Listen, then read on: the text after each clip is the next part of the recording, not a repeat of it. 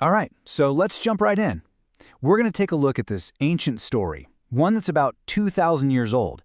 But here's the thing, we're not just treating it as history. Think of it more like a personality test, a framework that, believe it or not, can show us a lot about how people think and feel, even right now, today. So how can one historical figure from way back, 2,000 years ago, somehow reveal what's deep inside people today? It's a pretty wild question, right?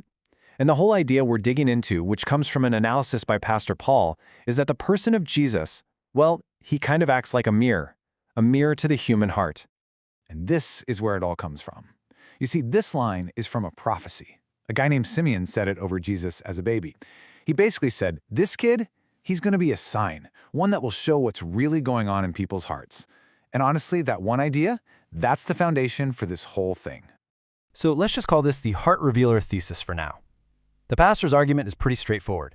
You know how people can talk about God or the universe in these really broad, generic terms? It's safe, right? But when you bring up the specific person of Jesus, his claims, who he said he was, well, that forces a choice. It makes you react. And in that reaction, it shows what you actually believe. It reveals what the source calls your spiritual address. So to see this whole idea play out, we're going to turn to a super famous story, the one about the Magi. You'll find it in Matthew chapter 2. And what's amazing is that in this one short story, you get three totally different groups of people, and the reactions are basically perfect case studies for this thesis. All right, first up, response number 1. This is all about awe and worship. In our case study, the Magi from the East. Okay, so first, let's clear up a few things you might have heard. Get this. According to the source material, these guys probably weren't three kings. They were more like astrologers. And it wasn't just three of them, it was likely a whole big group, a caravan. And they didn't show up to the manger scene with a newborn baby. Nope. Jesus was already a toddler living in a regular house. And maybe the biggest detail, they weren't even Jewish. They were complete outsiders.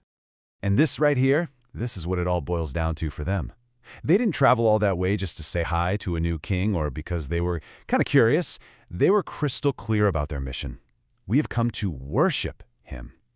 That intense active search, that reverence, that's our first major response. And now for a complete 180. Response number 2 is the total opposite, fear and rejection. And the poster child for this one? The local guy in charge, King Herod the Great. I mean, look at this. It just lays it all out, doesn't it?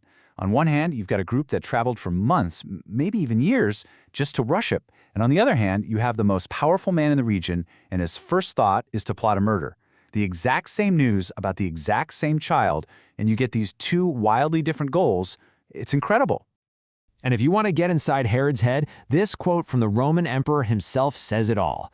The emperor joked, "It is safer to be Herod's pig than his son."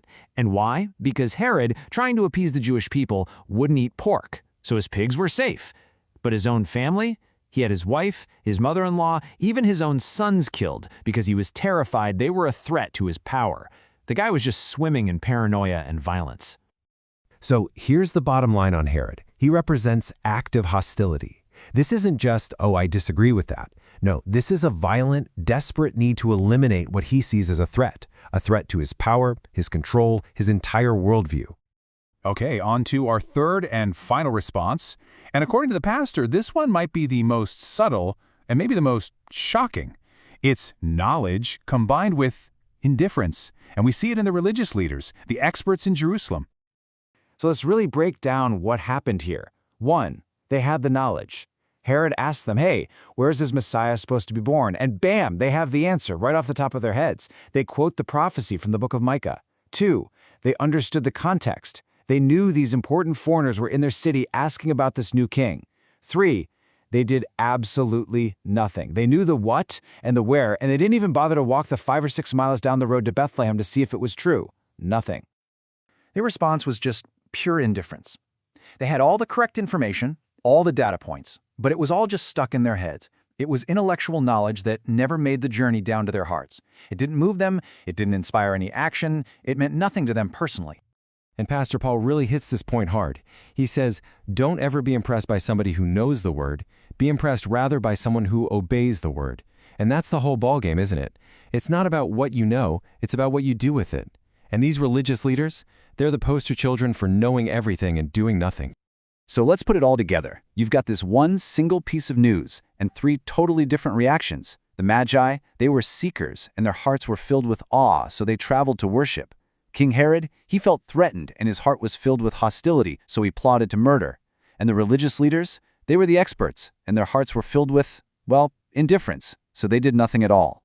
And this is what brings it all back to today. The pastor's whole point is that this isn't just some old story. It's a timeless pattern.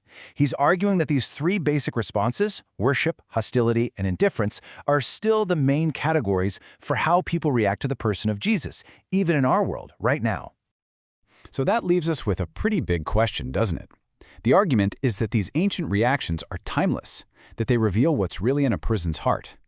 So if that's true, which one do you think best describes the world we live in today?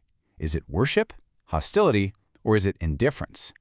It's a really interesting way to think about things for sure.